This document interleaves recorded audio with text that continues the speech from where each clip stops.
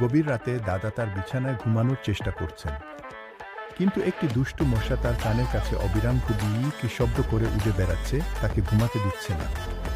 দাদার মুখে বিরক্তির ছাপ স্পষ্ট। মশার উৎপাতে অতিষ্ঠ হয়ে দাদা হঠাৎ বিছানা থেকে উঠে বসেন। তার চোখে দৃঢ় সংকল্প, যেন তিনি এই মশার সাথে চূড়ান্ত লড়াইয়ের জন্য প্রস্তুত।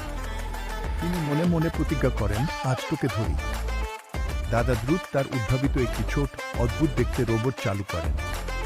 রোবটটি চালু হতেই একটি যান্ত্রিক শব্দ করে এবং তার হাতগুলো এলোমেলোভাবে নড়তে শুরু করে। রোবটটি মশা ধরার চেষ্টা করতে গিয়ে ভুল করে দাদার বালিশে সজোরে চপেটাঘাত করে। একটি বড় রঙিন বোম লেখা স্ক্রিনে ভেসে ওঠে। রোবটের ব্যর্থতায় দাদা হতাশ হয়ে পড়েন। তিনি দীর্ঘশ্বাস ফেলে জানালার দিকে হেঁটে যান, জানালা খুলে বাইরে তাকান। পরাজয় মেনে নিয়ে তিনি মশার উদ্দেশ্যে বলেন, মশা তুই জিতলি, কিন্তু আমি ঘুমাবো ছাদের উপরে।